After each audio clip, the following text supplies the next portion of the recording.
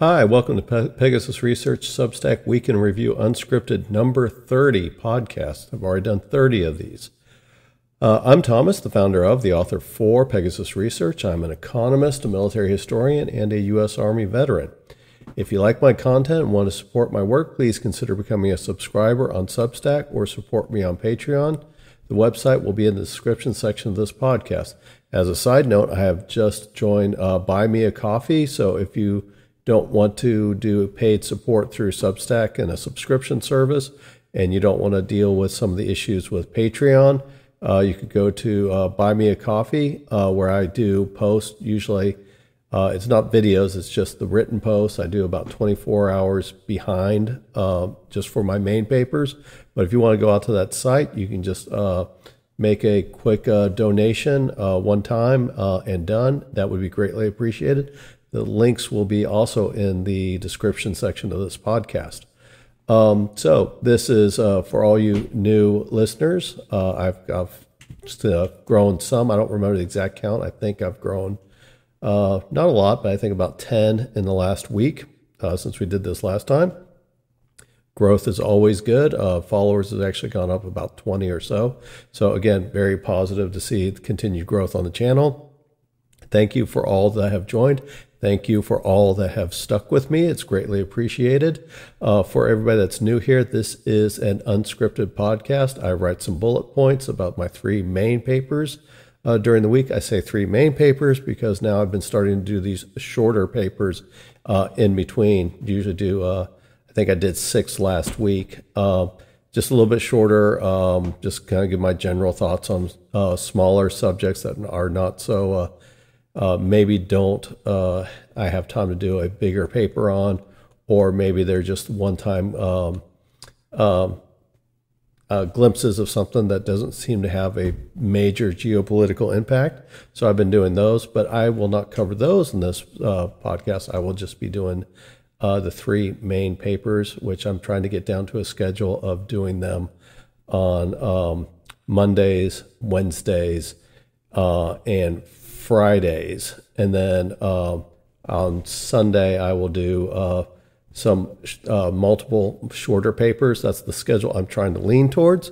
But again, this is just notes about my three main papers, the Monday, Wednesday, Friday papers, which also have videos that come out Tuesday, Thursday, Saturday. So you have all different types of ways so you can hear get the information, also including voice files on this. So that's for everybody that's new here.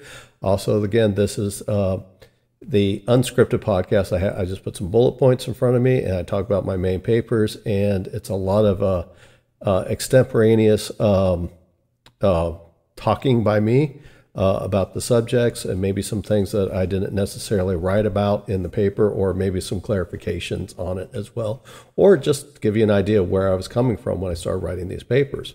So here we go. The first, there's 3 papers this week. New NATO Secretary General goes to Ukraine, an incomplete list of Ukraine war peace plans, and the other one is Indian Navy participates in 2 naval exercises with Western aligned countries. So, okay. So the first one is new Secretary General goes to Ukraine. That is the new Secretary General, Mark Rutte. He was just sworn in as the new NATO Secretary General. NATO Secretary General is basically called the political leader of a military organization. So he kind of holds like a diplomatic title for NATO. He's not necessarily in charge. He doesn't necessarily set full policy, but he coordinates between the military and the political side of NATO. So he's often seen as the political leader of NATO. Mark Rutte is I think he was the Prime Minister of the Netherlands for 14 years before taking over from the prior Secretary General, Jens Stoltenberg of Norway. So Mark Rutte's, or Secretary General Mark Rutte's, his first overseas trip was to Ukraine. Okay. personally think he probably should have toured with the NATO countries first before extending in outside of NATO. I know NATO is heavily involved in the war, but you'll see that Mark Rutte is very much he got some controversial views on the war in Ukraine, so we'll talk about that. And I say controversial, it's not saying right or wrong. He goes to one extreme side, which can sometimes be out of step with other NATO countries, which is why I think he should have gone to visit other NATO countries prior to setting policy statements out in Kyiv. Again, my personal opinion. So that was his first trip. He did meet with President Vladimir Zelensky along with other officials in Kyiv. There was, I think, within the time he landed, there was 2 air raid warnings. One report says, and I think this was Russian aligned, they said it was the Ukrainians trying to add dramatics for Secretary Rutte's arrival. Another one said that the Russians launched an attack not at Secretary Rutte's arrival, but made sure that there was an air raid in around Kyiv when he arrived, just so that he knows that there's nothing that Ukraine can do to stop Russian air raids, which is somewhat true. I mean, obviously, Ukraine has air defense systems, missile defense systems, but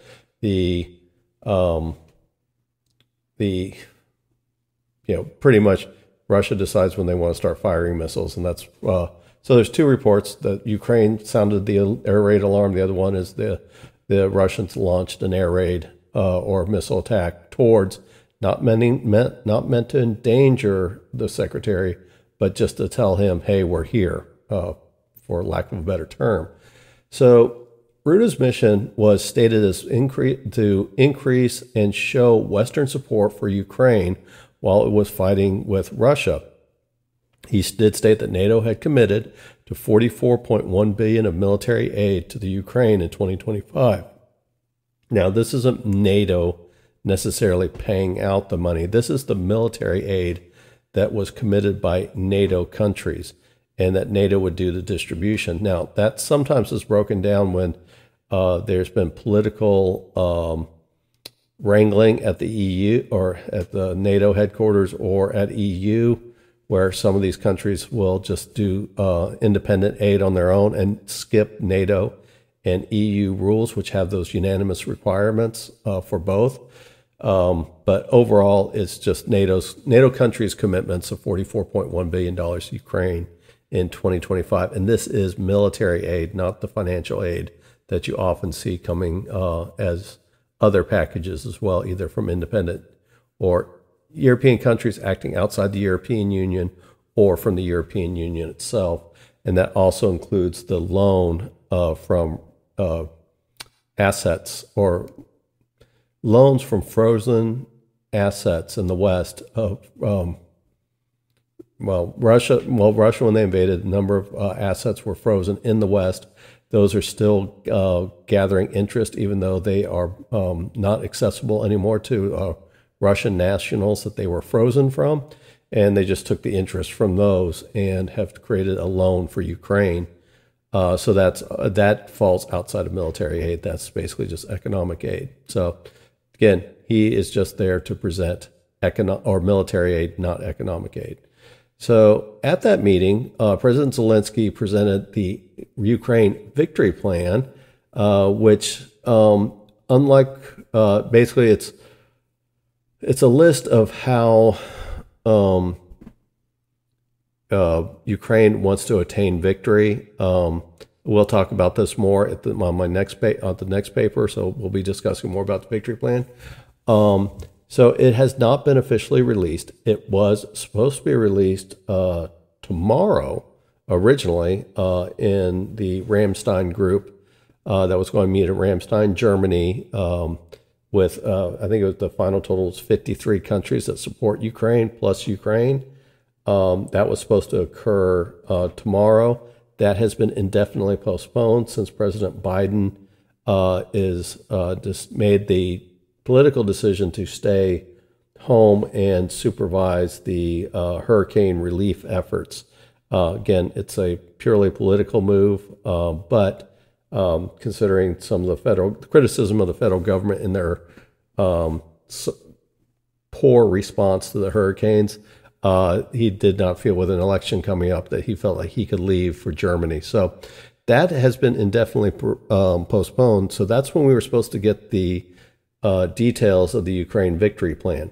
So only a handful of leaders have been shown the victory plan, and Mark Rutte is one of them. President Biden is the other, and some other minor officials as well. So that was presented to him, and all that was really said, basically expensive, was the point of view of Mark Rutte. Is it includes the request, the victory plan includes a request for additional weapons from the West and the lifting of all weapons-related restrictions. So that is something that Mark Rutte is actually a supporter of. He wants to give more weapons to Ukraine, longer-range weapons, and lift all restrictions. And he wants the longer-range weapons so that they can attack deeper into Russia. Get the point. I understand the point of view on that is Russia and its where it gets its weapons, whether the ones it's produced or the ones it gets from Iran and North Korea, is basically shoots wherever they want in Ukraine. Ukraine's and North Korea and Iran do not put any restrictions on those weapons, unlike the West, who puts restrictions on their weapons. As not to create a red line or an escalation of the war. The Secretary General is against that. He wants unrestricted use of weapons, and this is where it kind of goes to that he maybe needed to go discuss with his first overseas trip should have been with the United States, Germany, and maybe some of the other. France would be one, even though President Macron is politically weakened. He probably should have visited those countries first, because obviously he's flying in the face, meaning Secretary Rutte, he's flying in the face of the U.S. and German position of not allowing unrestricted use of weapons against targets inside Russia. They do allow, both Germany and the U.S. do allow the use of their weapons in targets in Russia if it's any type of offensive directed around the second largest city in Ukraine, which is Kharkiv. So there is just some limited use of those weapons. Now, you can go back and understand the point of view of both. I understand the Ukraine's position. And from the military perspective, yes, that is correct. But we don't live in a purely military perspective in world politics, and he should have known that, especially since he's the political head of NATO and not the military head of the NATO. So it was, I think it was controversial to go out there and go to a foreign capital, meet with a foreign leader, and directly fly in the face of the biggest economy in Europe and the biggest military power in NATO in the U.S. and Germany, and go in there as the new Secretary of State, directly contradict both those countries' policies without some type of consultation. But he did it. Again, I understand the point of view on it. The idea of expanding the war by allowing unrestricted weapons usage in Russia, I understand the military perspective of it. But I think military, it is risky, because as they discussed in some of the criticism in last week's paper, the victory plan presented by Ukraine does not actually provide a clear path of victory. So the idea is, okay, you're going to let these Western weapons be fired into the interior of Russia. What is the point? What is the objective? How does that attain victory? Does Ukraine have enough power to do that victory?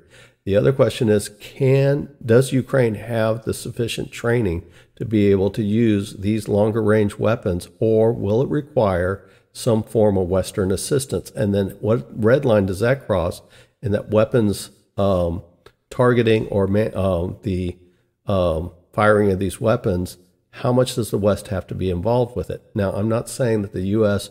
or Germany are going to send troops directly into Ukraine and start firing the missiles themselves. That's not what I'm discussing.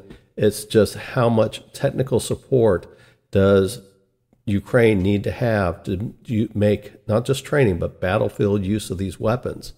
And this is something that Russia has brought up. Now, Russia will be overly dramatic. They're trying to promote their point of view, and they're trying to threaten the West. So I take their sayings with a big grain of salt. But there is some truth to it. Is like what amount of Western support to be able to start attacking, using these weapons, and attacking targets in Russia will require some type of Western support outside of just providing the weapons themselves. And again, how does that get you closer to victory? It has not been made clear, but Rutte is going there stating that that's what he's promoting this. How he intends to do that, not sure. Now, one thing that Secretary Rutte did disagree with, he did not agree with NATO being involved in shooting down Russian missiles or drones over Ukraine, but he did state that that was a national decision for each country. Now, the background of this is Romania and Poland have had incursions by Russian drones and missiles crossing their territory. And the other side of it is the Western response to Iran attacking Israel is the U.S. and its allies, Great Britain, France, Jordan, Saudi Arabia, have all been involved in shooting down Iranian missiles, cruise missiles and drones to protect Israel. President Zelensky of Ukraine has been arguing, well, if the West can do that for Israel, why can't the West do that for Ukraine? And the idea is he's asking NATO to take an active role to basically turn, not quite a no-fly zone, but basically turn Ukraine into a Russian no-fly zone. And Secretary Rutte disagreed that NATO should not be involved in that. He stated that this was a national decision for each country. Now, I will say that that's a dodge because I've talked about this about the EU and the European Union, and NATO are both very, they have unanimous consent requirements. They are very centralized organizations. In the case of EU, they're highly regulated. They love their regulations, and they love central controls. The idea of Europe moving as basically as a single unit. But he goes in there and says it's a decision, a national decision of each country. Well, why would a organization that is a multinational organization say, no, that's up to each individual country. They can do however they want. So he's basically saying if Romania and Poland want to start shooting down missiles over Ukraine, that's their decision, but NATO's not going to be involved with it. The issue is, what if, I'm not saying they're going to do this. This is strictly a hypothetical. We'll just, instead of putting a country out there, we'll say Baltic country number 3 goes out there, and it's a NATO country, and decides that it's going to start shooting down Russian missiles and cruise missiles and drones over Ukraine to protect the Ukrainians. And in the prospects of doing this, it accidentally shoots down or purposely shoots down not a drone, but an aircraft, killing a Russian airman. The Russians respond by attacking NATO Baltic country number 3 with attacks the anti-aircraft sites or anti-missile sites within that country, and ends up killing soldiers from that Baltic country. Okay, so now that's a Article 5 question, because now Russia has attacked a asset inside NATO territory. So that brings up an Article 5 issue, which is the collective security. All countries come to assist a country that's been attacked. So if this country acts independently as a national country, is it surrendering its Article 5 requirements if it's staying within its own country. This is different than somebody like the Netherlands projecting force into Afghanistan and then Netherlands soldiers getting killed in Afghanistan. That is not an Article 5.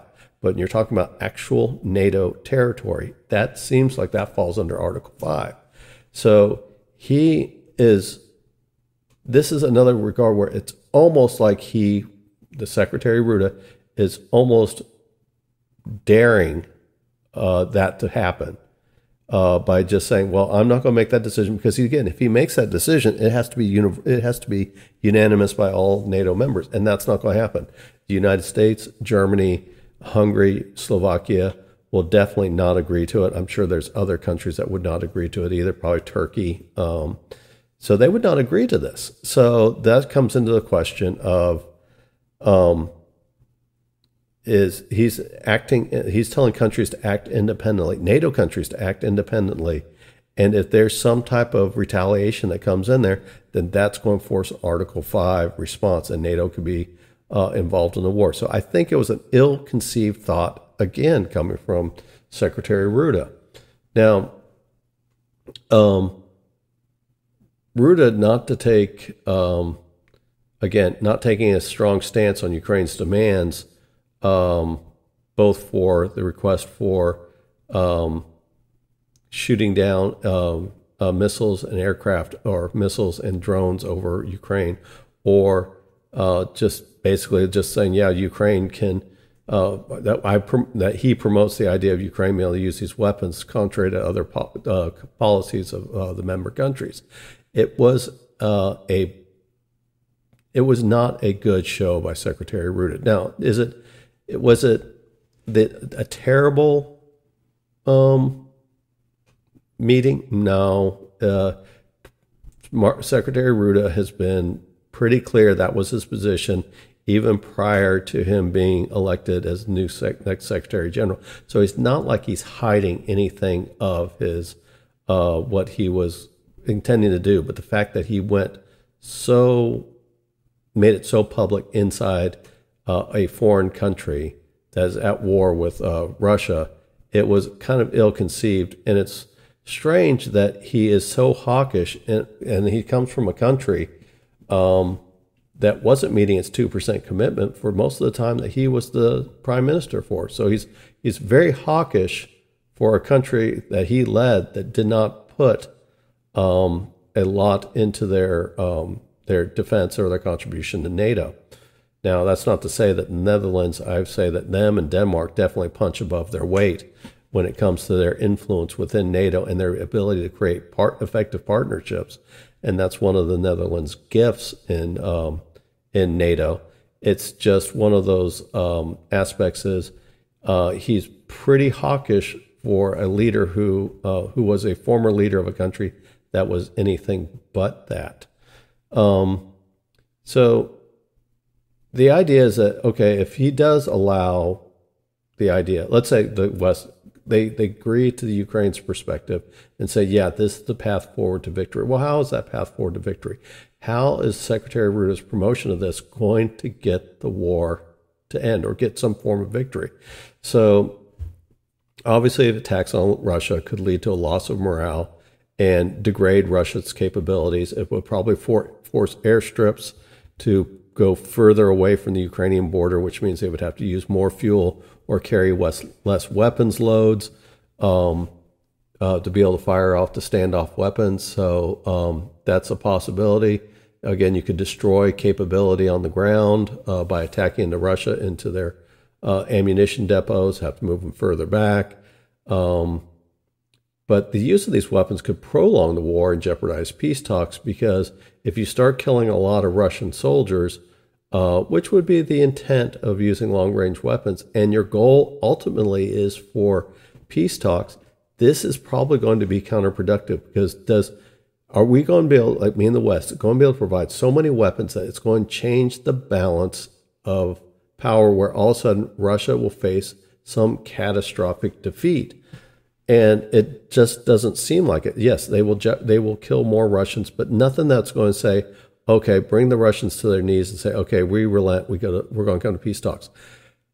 That would be that type of point, if you were Vladimir Putin and you start taking a lot of damage from Western weapons, would you be willing to just say, okay, I go to the peace talks? That's basically going to the peace talks with a gun to your head. And Russia is not going to do that. So if they go too hardcore on using these Western weapons deeper into Russia, which again do make military sense, but if your ultimate goal is to end this war, this is counterproductive. And the reason why I say that is because U.S. is been hints that they're moving towards wanting some form of negotiate settlement to end the war, and that's why they're so disappointed in the Ukraine victory plan, again, which the details have not been released, is they have not seen anything to say, hey, how will this victory plan get us that much closer to ending the war in some form of negotiated settlement? The other part is Germany has already said that, okay, they want to see some type of drawdown of the war. They want to have a negotiated settlement to the war. So again, if the ultimate goal of your biggest economy in Europe is saying, we want to end to this war, we want to negotiate settlement, it's counterproductive. Okay, so it's counterproductive to start using weapons indiscriminately in Russia, knowing that that's probably going to prolong the war, because Putin, from his point of view, from his political survivability point of view, cannot take a few blows and then just say, okay, I'm going to go to the peace talks now. It doesn't work that way. So Germany looks at it from the point of view is they want this war to have a negotiated settlement and come to an end. France was once willing to push the red lines, but as I said earlier, President Macron of France is politically weakened, and so no longer is he so hawkish when he has to fix his own political issues. Just like President Biden can't go to Germany because of 2 hurricanes hitting, President Macron cannot be such a hawk when it comes to Ukraine because of all the political issues that he has to deal with. So in the words of Tip O'Neill, former U.S. House Speaker of the House, is all politics are local. Those are 2 classic examples of it. You can say the same thing in Germany. The coalition that Olaf Scholz is trying to hold together in Germany is quite fragile. He probably cannot politically trying to satisfy his, especially his left to center bloc, especially the more left-leaning organizations inside his bloc, and be able to maintain power. It looks like he's barely going to be able to hold on power, if at all, at his upcoming elections. So, now the other part that he did make, and this is kind of goes back to the peace talks, is Ruda, while he was in Kiev, he said Kiev. I was blending Kiev and Kyiv together. Kyiv, that Ukraine joining NATO was irreversible. And that is an absolute topic that Russia says that they will never tolerate Ukraine joining NATO. And so he's saying that if it's irreversible and he wants to force some type of membership before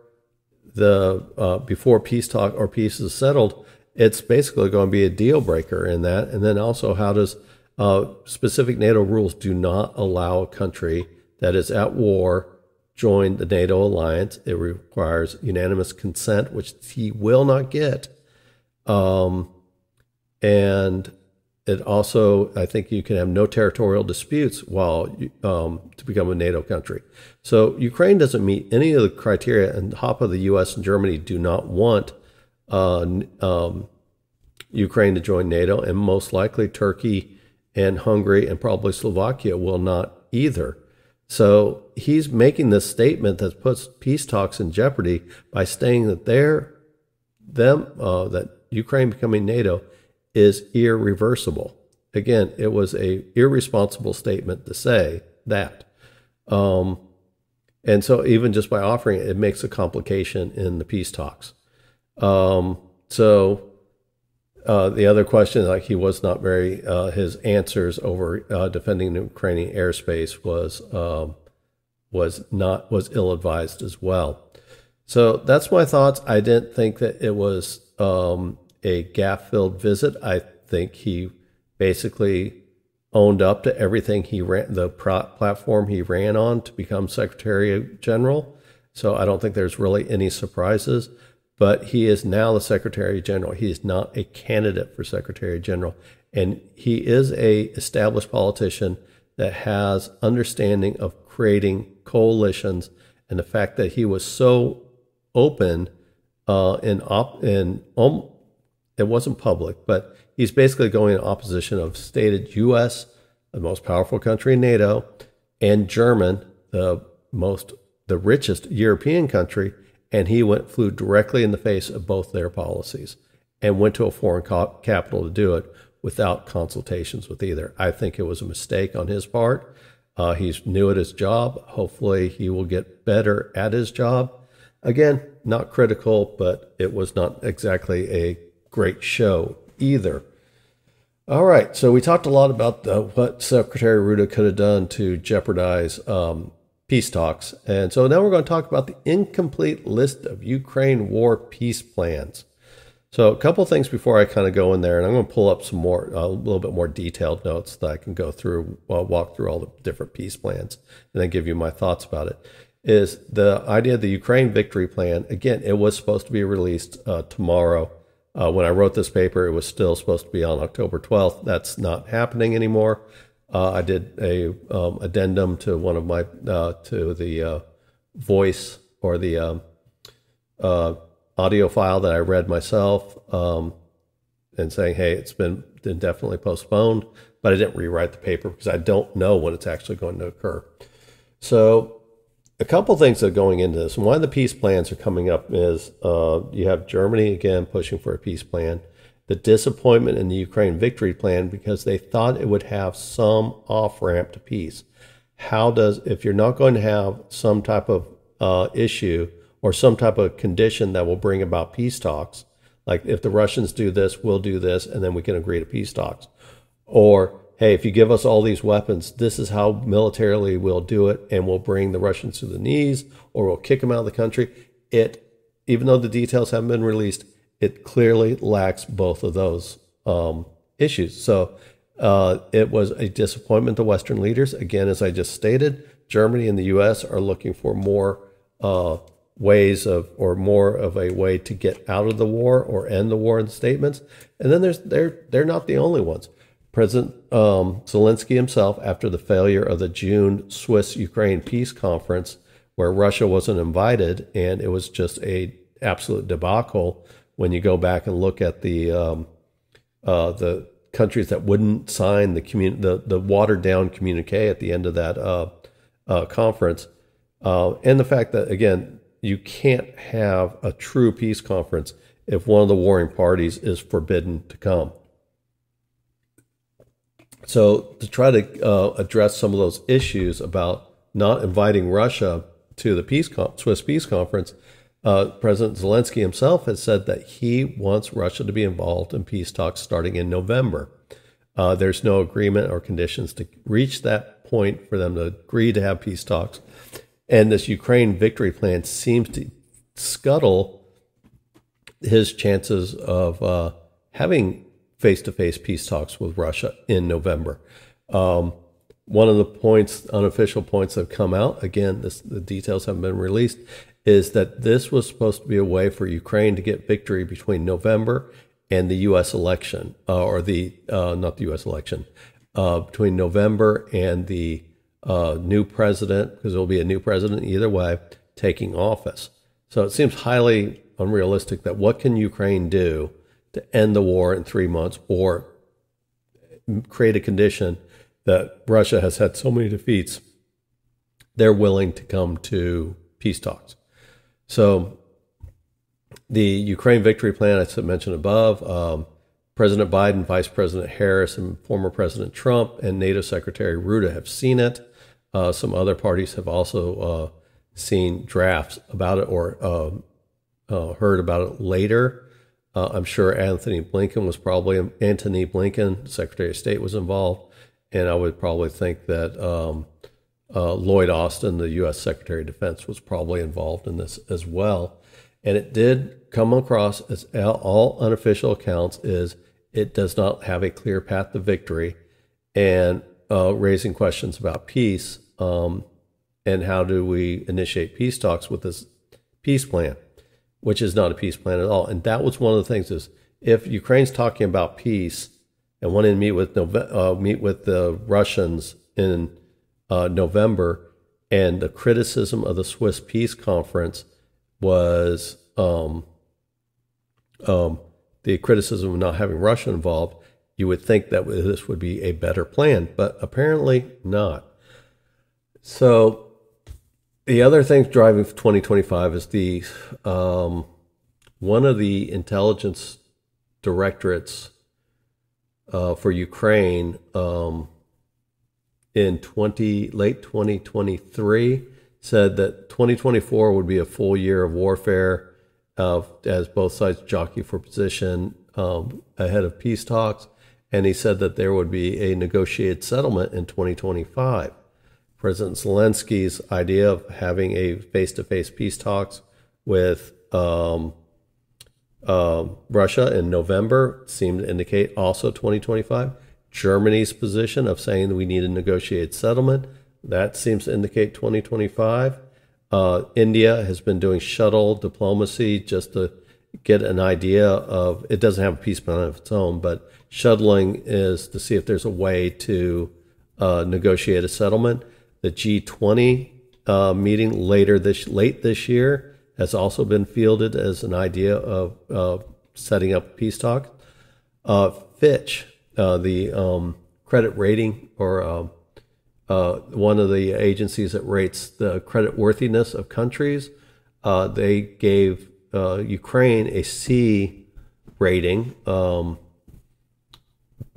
which what stood out at that was not necessarily a C rating, is when you read it, is when the Eurobond holders wrote off debt repayments from Russia. Basically, they forgive like a third of the debt of the Ukrainians and then restructured the rest of the loans for the Eurobonds that were coming up because it looked like Ukraine was going to default on it. Is there was assurances given by the Ukrainian government and possibly some of the creditors of Ukraine that the war was going to draw to a close sometime in 2025.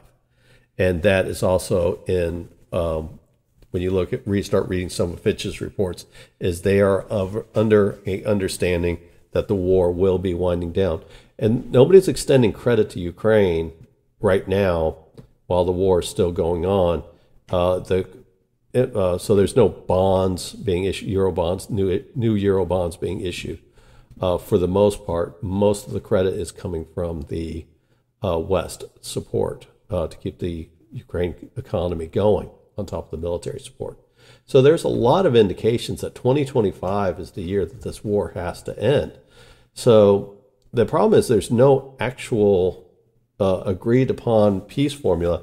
As I said, India has been shuttling back and forth trying to find ways to find common ground, and it does look like India is an accepted country to mediate the peace talks between both Ukraine and Russia, which makes sense because it's a large economy, largest population in the world. It has a significant international stature in the world. So it is an acceptable party to everybody, to both the Russians and the Ukrainians. So they've been involved, but again, stated they don't necessarily have a peace plan. So this is an incomplete list of peace plans, and some of the peace plans have not given all of the conditions for peace. So I talked a little bit about the victory plan in the earlier article. It's basically it's not really a peace plan. It's about how to force the Russians to basically defeat the Russians or create such a blow to them in 4 months that they come to the table, which nobody understands, apparently, how they can achieve that. So it was originally thought that it was going to be a replacement to the Ukraine 10-point peace plan, which was an absolute disaster at the Swiss conference as well, because it's not really a peace plan. It's basically a dictating of terms to Russia, like they were the vanquished. And so it was it's a ridiculous plan. But apparently, the Ukraine victory plan, which was supposed to be, or what many thought was going to replace or supersede the Ukraine 10-point peace plan with something more workable, is basically it's supposed to create the conditions so that the Ukraine 10-point peace plan can be implemented, which is crazy talk. Okay, and there's no way the Russians are going to agree to this, and if the Russians aren't going to agree to it, then you're never going to get peace talks started. Just like Ruta going up there, Secretary Ruta going up to Kyiv and saying NATO membership to Ukraine is irreversible. So we'll go through point by point. I've done this in 2 other papers before. The Ukraine 10-point peace plan first one is nuclear safety, especially at Zaporizhzhia nuclear power plant. That's the biggest nuclear power plant in Europe. It is actually in occupied Ukraine right now. Concerns about what the Russians would do to it to allow it. Would they allow it to go supercritical? Would they allow it? Will they destroy it? Will they do something a la Chernobyl style to this? Don't see that happening. I think if they were going to do it, they would have done it already. Food security for Asian and African countries. Okay, this has been a talking point, and this is what the Black Sea Grain Initiative basically resolved. And it was the idea is that Ukraine is a major agricultural producer. They send a lot of their food worldwide, especially to Asia and Africa. With Russia threatening to sink their ships and attack their docking facilities, so that their agricultural products could not get out of the Black Sea ports. This was actually negotiated by Turkey. Ukraine grain and agricultural products were not going to prevent if they didn't get put on the world market, it would not have created a famine, but what it would have done was would have pushed up the price of food significantly, which would have been harder for poor nations to pay for. So what happened? So by allowing Ukraine agricultural products to pass through the Black Sea, it was able to prevent food insecurity in many parts of the developing and third world. So that's the point on that one. That one's largely been resolved because actually there's the Black Sea Grain Initiative has been superseded after the Russians scuttled it, and the way the Ukrainians are getting around it is they just ship their products close to the coast, and then they enter Romanian and Bulgarian and Turkish waters. So they hug the coastline of NATO members who agreed to allow Ukraine to transit grain products through their territorial waters or to dock at NATO countries, and then they would be transferred via railroad. Their products would be transferred via railroad through the NATO countries. So that's basically been resolved. So that was their number 2. Energy security and restoration of Ukraine's energy infrastructure. Energy infrastructure of Ukraine has taken an absolute beating. It is a purposeful target of the Russians against Ukrainians. I think 70% of the power grid is destroyed. I think Slovakia, which is actually not a they're ones that also want the war to end, supply a lot of the electrical power to the Ukrainians because they cannot produce it themselves. So this is something that they've put on there, especially the restoration of power. Release of all prisoners and return of Ukrainian children deported to Russia. This was actually a hotbed issue, especially when the Russians were close to Kyiv at the beginning of the war. So there actually has been fairly regular prisoner exchanges between the two countries. The Russians are particularly sensitive in losing conscripts to prisoner of war, so they oftentimes try to get some of their prisoners back. And so I think there was an actual, either as last week or the week before, there was another exchange of prisoners. And I think most of those are negotiated through Qatar. restoration of Russia-Ukraine border prior to the 2014 annexation of Crimea per the UN Charter. This is basically reestablishing Ukraine's 1991 borders at the point when they separated from the Soviet Union and the Soviet Union dissolved. They didn't dissolve because of the Ukraine, but they dissolved shortly thereafter. Full withdrawal of Russian military forces from Ukraine and cessation of hostilities. Okay, so get this part. That would be something part in the peace process. But the Ukraine 10-point peace plan is to be implemented prior to any permanent peace treaty. So the Russians have to withdraw, and that's their leverage point in any type of negotiation. So I've made the point is when Germany lost in World War I, they still occupied France while between the armistice and the signing of the Treaty of Versailles, they still occupied parts of France. They didn't just give up all of France as it was part of their bargaining tool, which they didn't get very much of a bargain because they were exhausted and they were fighting social unrest in their country. But the idea that the Russians are just going to be pulling out prior to the start of any peace talks is just absolutely ludicrous. And it's one of the things that is just one of my biggest criticisms of the plan. It sets these weird conditions that nobody would ever agree to, no country would agree to, as a measure of just starting peace talks. So the other one is prosecution of war crimes in the Russian invasion of Ukraine, including the creation of a special tribunal for Russian war crimes.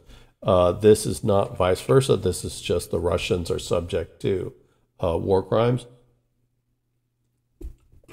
Russia is occupying Ukrainian territory.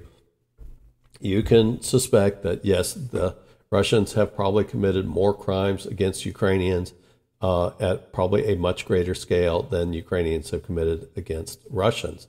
But there are reports of, some isolated reports of Ukraine abusing prisoners, Russian POWs. And there's definitely cases of Russia also executing prisoners, not on a common basis, but they do it, but also some of just the atrocities against civilian population. Assessment of ecological damage, including that caused by the destruction of the Kakova Dam, prosecution of those responsible, recovery, and reconstruction. Again, all this is supposed to happen or fully agreed upon prior to the signing of any peace treaty. It seems like that's a peace treaty negotiating point, not something that has to happen before a peace treaty. Guarantees against future Russian aggression. This is probably discussion of NATO membership, which is a red line to the Russians. I understand why they want it. You go back to the Budapest Accords from the Cold War era. That's when Ukraine gave up the nuclear weapons, the leftover Soviet nuclear weapons, in exchange for security guarantees from the United States, United Kingdom, and a Russian pledge not to invade. The Ukrainians knew that there was a chance of some form of aggression sometime in the future. Their security is a definite concern. I don't believe that NATO could be a reason for that, but there has to be. That's one of those tough questions of how do you guarantee Ukraine's security, because it was something they were concerned about in 91, 92, 95, 96, and obviously it happened in 2014 and obviously in 2022. A multilateral peace conference with a legally binding international treaty. So all this has to happen, and then eventually you get an international treaty formed in there. So again, there's nothing really to negotiate. It's Ukraine basically dictating terms to the Russians. Now, I get it. Everybody goes into a peace conference with their wish list of things that they're going to have, and then you negotiate and you compromise and you get to the point. The Ukrainians have not shown, or President Zelensky has not shown any points of being willing to do any compromise involving the Russians. He will fall back on is the that law forbids him to go enter into negotiations with the Russians. Okay, they suspended his habeas corpus, and his term is already passed up. So they sit there and fall back on a point of law not to participate in the direct negotiations with Russians seems like a con job to me. If they wanted to, they could really do it. And he's talking about doing it for November, but somehow he falls back that I can't negotiate directly with the Russians. It's against the law. Okay. I could talk more about that. So the Russians, the 10-point peace plan was what backed up. That was what's supposed to be the backbone of the Swiss peace conference, and when the Swiss got naively talked into being able to follow that. So prior to the Swiss peace conference, the Russians were asked what were their points for peace, and so they come up there with just being a bunch of smart asses and not helping the matter. Is they said Ukraine, and then this came through, I think, Lavrov, their foreign minister. He says Ukraine will withdraw its troops from territories partially occupied by Russia, including Kherson, Zaporizhzhia, Donetsk, and Luhansk, and Ukraine should abandon its plans to join NATO before the commencement of peace talks. So that was Russia's response to the 10-point peace plan. Nobody took the Russian seriously. I don't think Lavrov took it seriously. I think it was meant to be a jab at the Ukrainians. And I think even, the average Russian didn't take it seriously.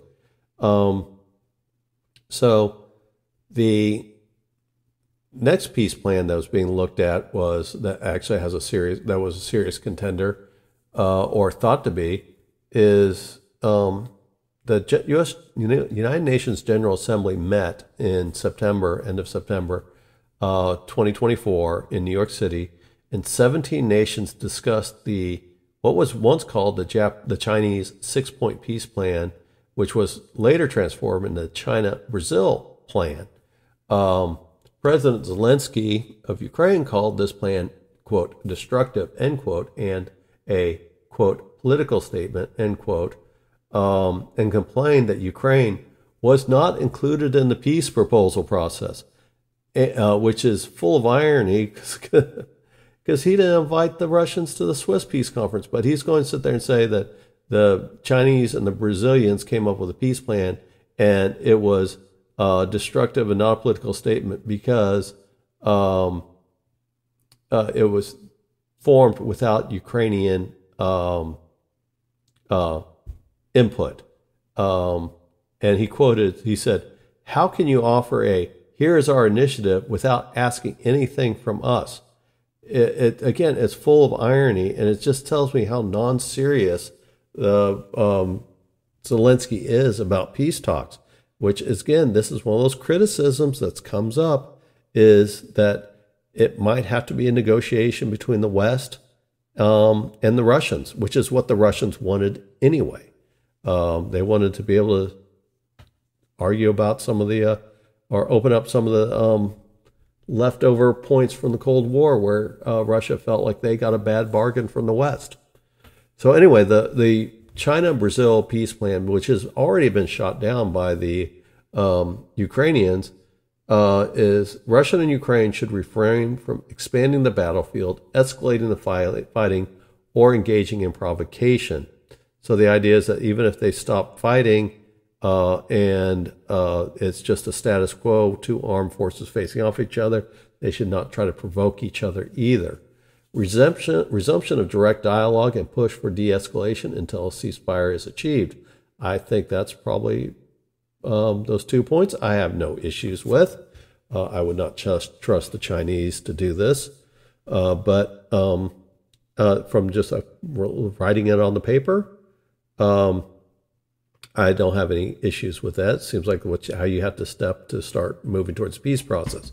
China and Brazil call for an international peace conference recognized and attended by both Russia and Ukraine.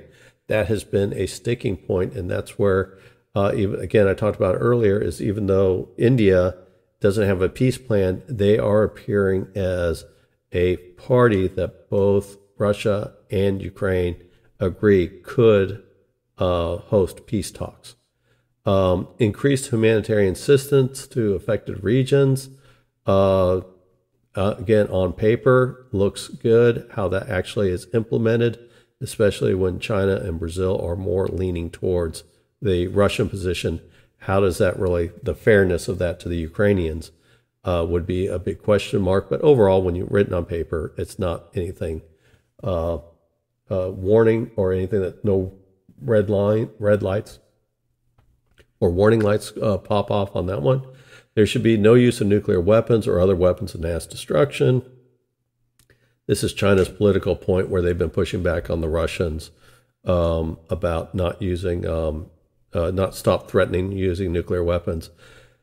Of course, this comes from a country that just launched last week an ICBM into the Pacific, which is not, it's unusual for China, but the U.S. does it on a fair amount of basis, but obviously it was meant to threaten countries with show off China's nuclear capability. No attacks on nuclear facilities. This aligns with the 10-point peace plan about Zaporizhzhia. Also, there's concerns about the Ukrainians might try to attack Russian facilities as well. Dividing the world into, quote, isolated political or economic groups, end quote, should be opposed. This is a classic Chinese example where they don't want anybody forming alliances, but they will quickly form into alliances themselves while telling everybody else they should give up that Cold War mentality. So this is kind of odd coming from the Chinese. Instead, they should cooperate on international cooperation on energy, currency, finance, trade, finance, trade, food security, security of critical infrastructure should be supported. This sounds like a BRICS wish list, which China, Brazil, India, among other countries, are a member of BRICS, which is meant to rival the Western-led rules-based order. So that sounds like a BRICS wish list right there. It's hard to see the Ukrainians would align with the BRICS nation to just highlight mainly Russia's profile in the world. It's hard to see the Ukrainians would ever agree to that. There's talk about Ukraine. So one is having Ukraine join BRICS. You're talking about somebody that would be a redheaded stepchild if they were in the Russian and Chinese dominated treaty or organization.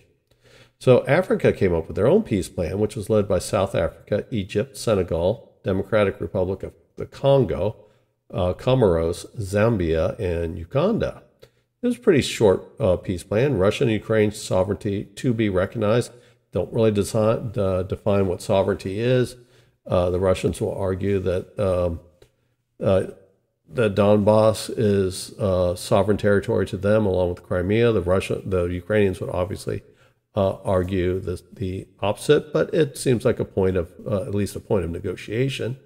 Unhindered grain exports must be continued. This peace plan was written prior to the Black Sea Grain Initiative, so this was meant to be something to try to get Ukrainian agricultural products to these countries. Again, Egypt was one that was highly sensitive to Ukrainian agricultural products. So this is something that was mainly pushed to make sure that that Ukraine food products, agricultural products, could reach the market. There is a need to de-escalate the fighting and initiate peace negotiations. Pretty simple, but no real way forward on that. There will be a release of prisoners of war, increase humanitarian aid. A very simple idea. For the most part, these countries lacked the stature in the world to be able to force this on to a country like Russia or Ukraine being supported by the West. Egypt is a fairly large country. South Africa is also. But these really lack the stature to be able to push this. And again, the Black Sea Grain Initiative basically superseded the African Peace Initiative. Again, the Black Sea Grain Initiative was a good start. That was a Turkish-led agreement. Turkey, as I've written before, they have been a leader in peace negotiations. They keep positive relations with both Russia and Ukraine. They did have close to a 2022 agreement. That could have ended the war. It seemed like both sides were moving towards it. They were having face-to-face discussions with the Turks as the intermediaries.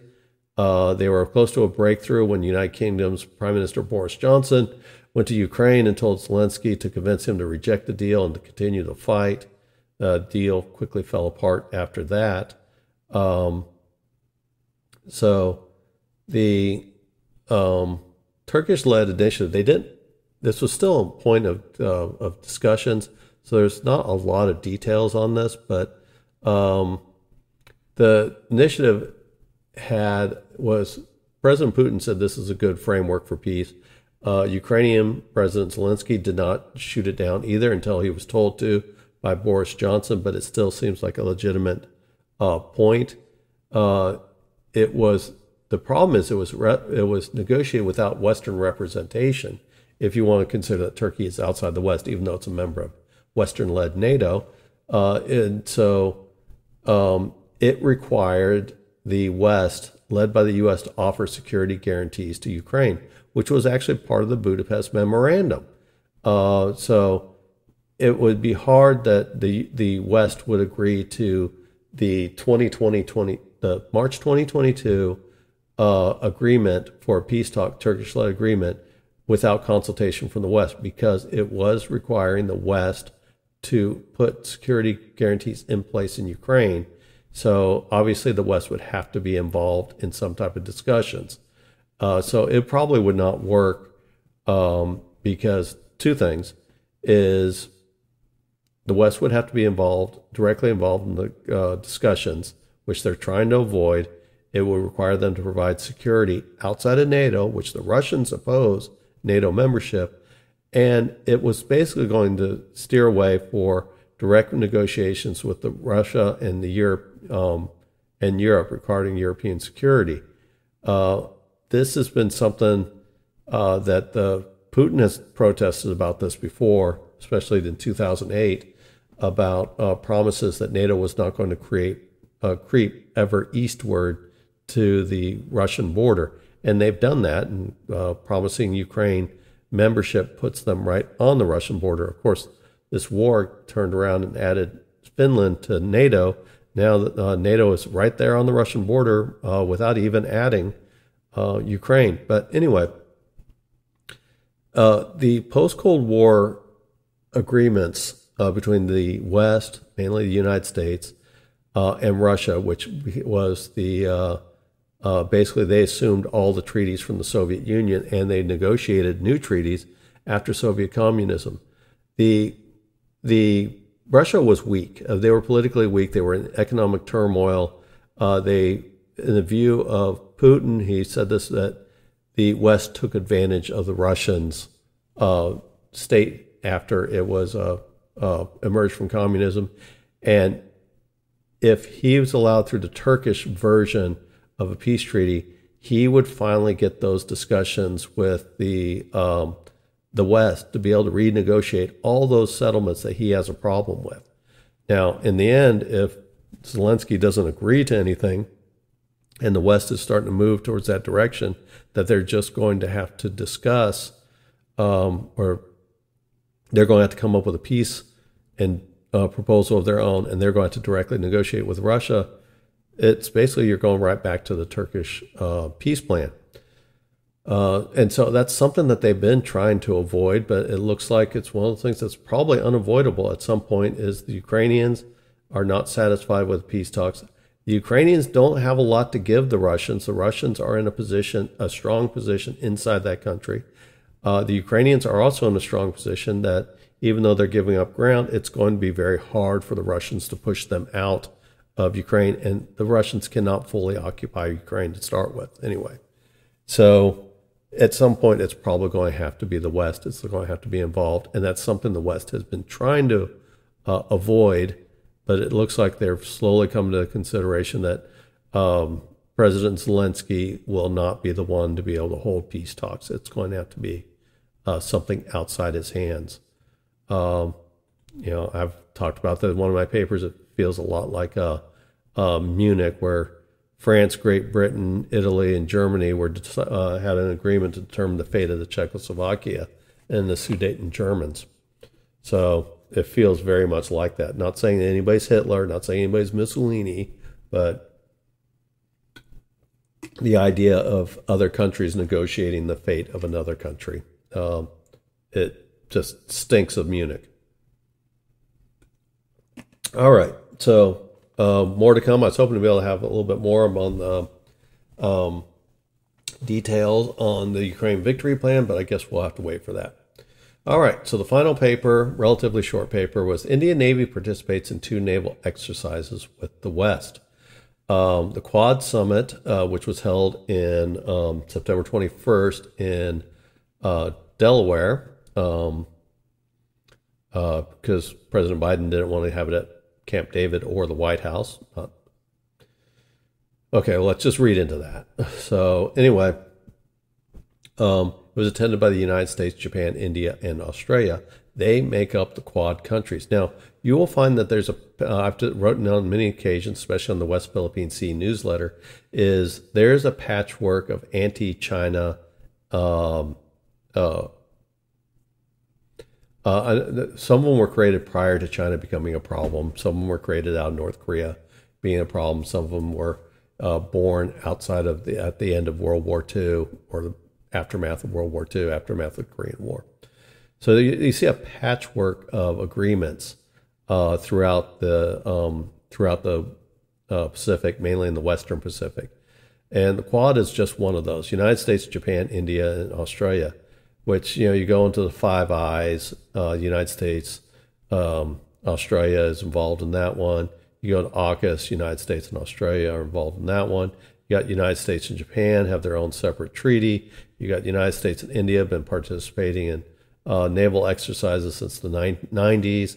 So there's just a patchwork of overlapping alliances. Japan has an alliance with the Philippines. United States has an alliance with the Philippines. You got the United States, Japan, and South Korea in another agreement. So it's, again, all these patchworks of agreements. So this is another patchwork agreement. This one brings in India. Now, India has been a typically non-aligned country, meaning it's been able to keep relations pretty much with the West and with the former Soviet Union and Russia, and it serves its own, and this is not meant to be anything bad, it serves its own national interests. And whether it sees it being from the West or if it sees it from being with the former Soviet bloc or Russia, it will choose to do so. So, for example, India right now buys Russian oil at a discount because they see that's an advantage to their economy, which is true. You can't argue with that. It doesn't make them in a particularly happy position with the West, but India sold supersonic cruise missiles to the Philippines to defend against the Chinese and the encroachments in the West Philippine Sea. India has come up and backed the rules-based order. And this is part of the discussion topic of this paper. So India is one of those countries that has basically tried to be publicly, in its matter of policy, has been a non-aligned country. And that doesn't mean that it's trying to go its own way. It's also, here it is in Quad, but it's also part of BRICS, which China and Russia and India are part of. The group released a joint communique focusing on the international order based on the rule of law, respect for sovereignty, and territorial integrity.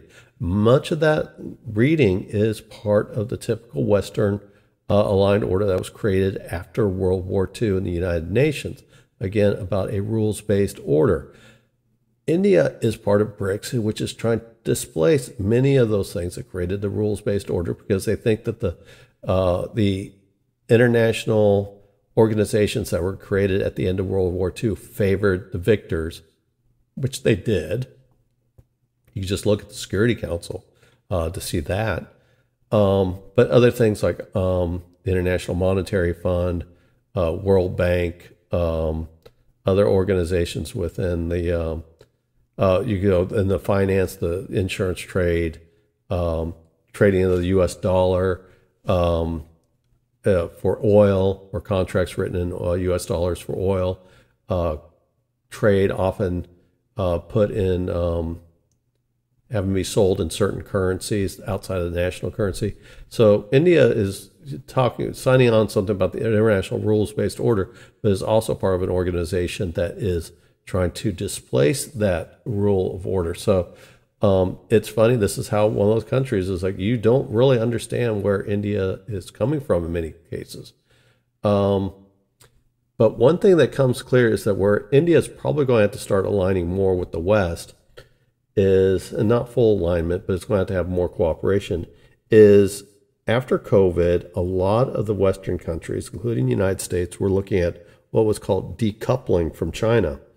Is that they realized the pandemic exposed how overly dependent the West had become on that cheap labor of China, and again, too dependent on one source. So it was when the COVID was in a full outbreak, we had major supply disruptions. On top of that, you got China threatening to be more aggressive in the Western Pacific, talking about control that all $5 trillion of international trade passes through territory they claim as their own, meaning the South China Sea. So the West became very interested in the idea of decoupling. And part of that is looking for some other country that could produce many of the goods that China produces cheaply compared to what West can do, or so they're looking at where could they go to, and the place that it's been moving towards is India. India has a strong democratic tradition. You may not like the political parties that come out of it, but they do have it's the biggest democracy in the world. It is also the most populous country in the world. Unlike China, they have a population that is relatively young, and I think it's getting younger. The Chinese, on the other hand, are shrinking and getting older. So when you start getting with a shrinking labor pool, that means your relative labor rates go up. And you have India that has its relative labor rates go down. China is, again, a communist or semi-communist country. It's very totalitarian. It tries to control countries or the companies that operate in there, including having to give up confidential information to the Chinese government upon their request. They have there's often violations of trademark and just basic, I don't want to say classified information of companies, but that they have to they basically have to they're co-opted by the Chinese government. You would not see that because you have a stronger law-based system in India than what you have in China. So it's become, so more and more India looks like a better and better option for the West to move much of what it has in China, not completely decoupled from China, but diversifying away from China. India looks like it's poised to be able to do that. So it has to have favorable relationships with the West and open to those markets. India has a long way to go when compared to China. They need to update their infrastructure, but there is a lot of positives. Also, English is very, very, very common in India. They have, I think I saw something like over 1,000 languages spoken on the Indian subcontinent. This is probably part of British colonialism. English language became the common point that all government work was made in English. So it's favorable to European countries. So there's a lot of positivity that India has. But if India wants to take advantage of it, they have to be able to have positive relations with the West.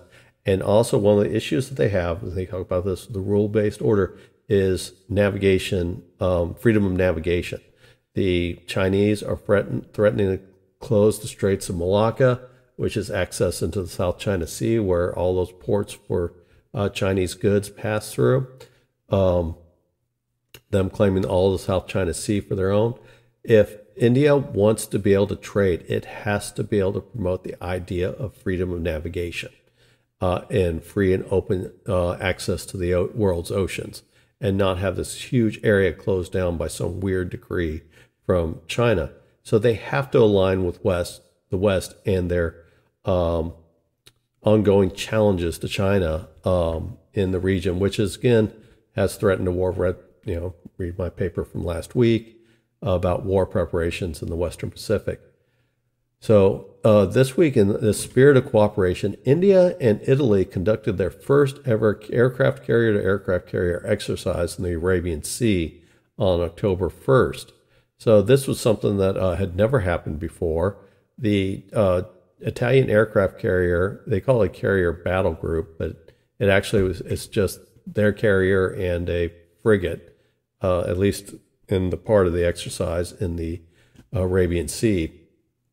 Well, the Italian aircraft carrier has been doing a tour of the Pacific, and it left port in Italy on June 1st, and it's been sailing in the Pacific and Indian Ocean. And so it conducted its first exercise with India. Now, the Quad Nations does not include Italy, but this was very concerning to the Chinese to see a NATO country working with India on aircraft operations in the Arabian Sea. So the interoperability concerns with NATO working with a country as large as India. And again, India and China are members of BRICS, so they do work together in that, but they are geopolitical rivals of their own. And so the fact is that, and again, India is trying to attract away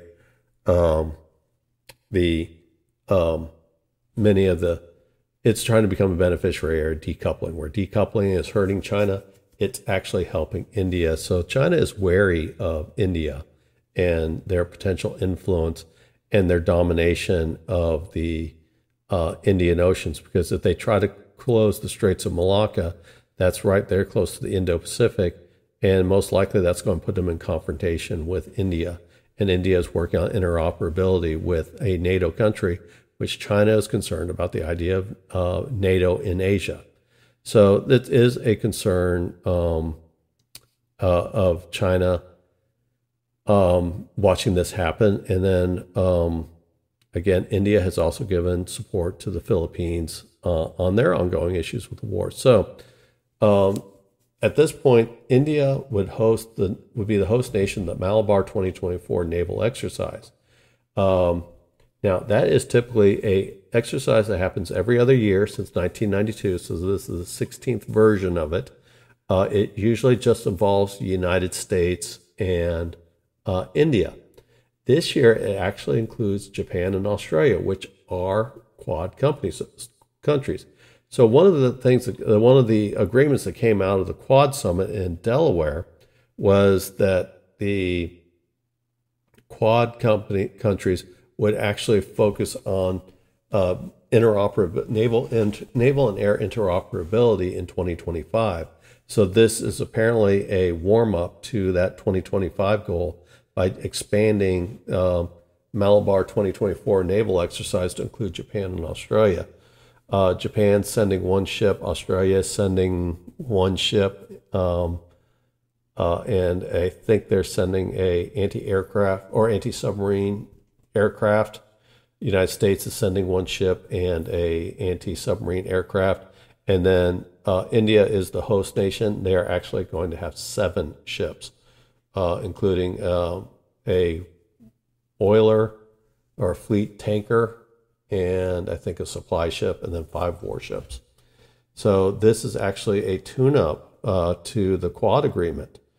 And so the Quad endorsement was for an international rules-based order and support various factions to counterbalance China. So it does seem like, well, okay, is India joining the West in its patchwork of alliances against China? And so is India on the precipice of moving from its traditional position of non-alignment to actually being part of a anti-Chinese coalition that is gathering in the Western Pacific? And I have stated, India is part of BRICS. They're with it's dominated by China and Russia, and it is committed to creating alternate institutions, world trade orders, finance, monetary policy.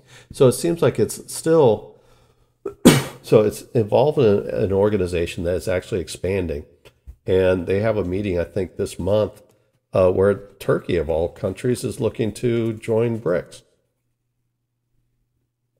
I wrote about that and all the issues coming with that as well.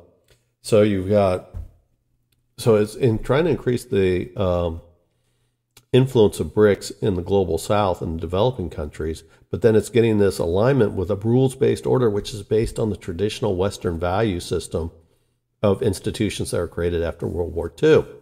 So it's like, where is India going? Are they on the precipice of leaving that non-alignment status? But they're full throttle support of growing the influence of BRICS.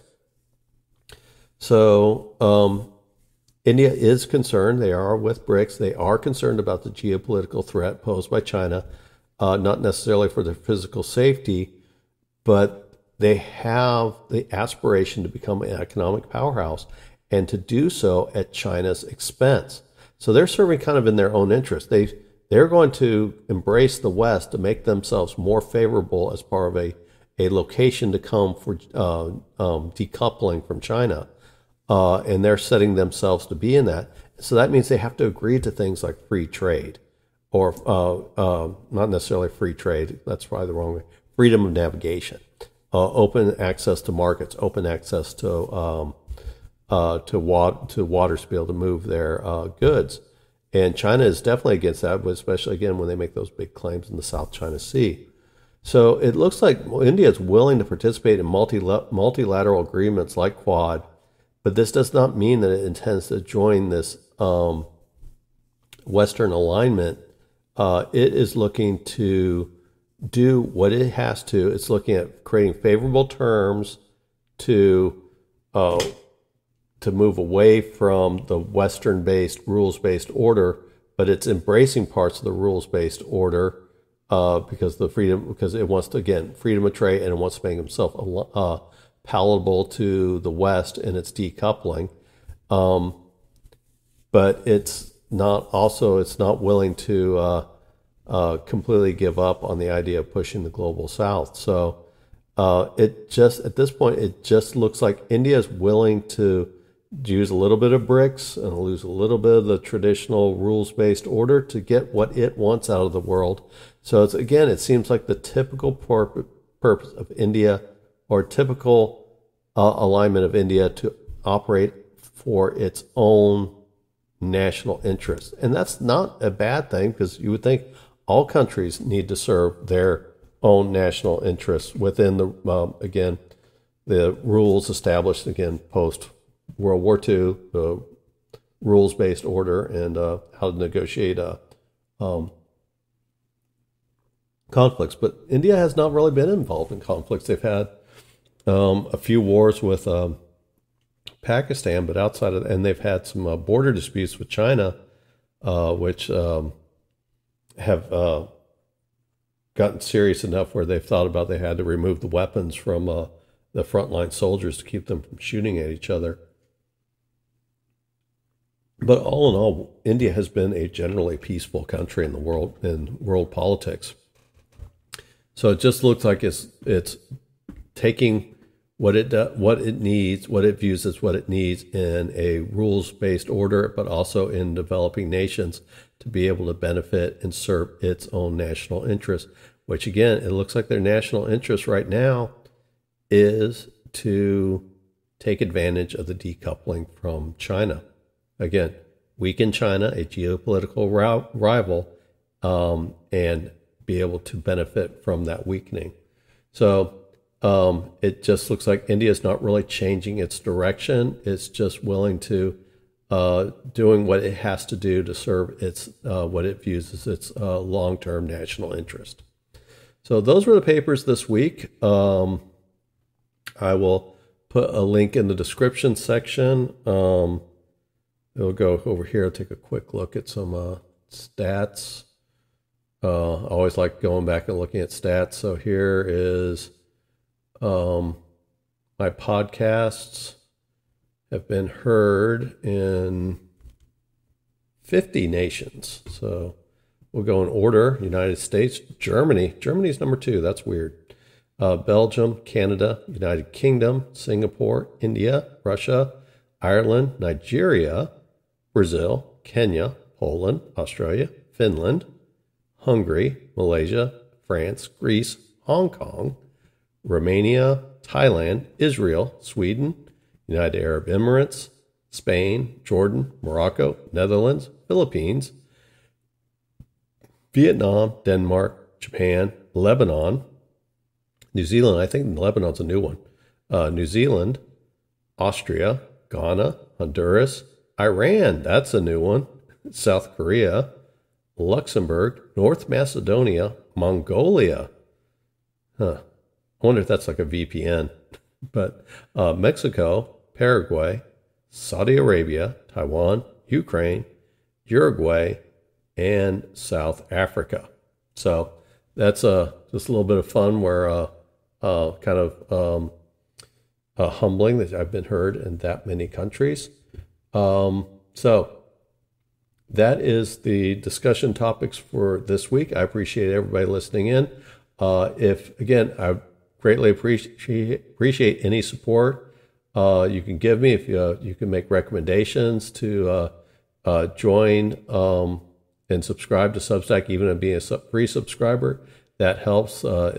You hate to say it's a numbers game, but it is a numbers game because legitimacy is seen in the number of followers you have. Also helps that even though this is a relatively low overhead operation that I'm running right now, there's some other things I want to do. So any willingness, if you see it within in your budget, to subscribe as a paid subscriber, that would be great. If we start getting a couple more paid subscribers, I will start looking at paid only benefits, maybe paid only posts, maybe sneak peeks. Got to think about how I want it. Or again, if you want to just do, you don't want to subscribe through the Substack payment terms, which are kind of set at $50 a year or $5 a month. If you want to give something less, you can always go to Patreon. And if you just want to give a one-time, you could go through Patreon, but also to buy me a coffee. That is another option. That will all be in the description section of this broadcast. So I appreciate everybody listening. I hope you have a great week. Thank you, everybody who is a new subscriber and new follower. And thank you so much for all those who have stuck with me. It is greatly appreciated. If you want to write me, you can comment. Substack, I find, is the best way to go. Rumble get some pretty good comments out of Rumble. YouTube and X, no. So probably just better if you want to contact me, come through Substack. That seems to be the one where you can get some really productive conversations. I've had some really good contacts with people on Substack. So thank you again, everybody. I hope you have a great rest of your weekend and a great week ahead. And we'll talk to you next week. Bye.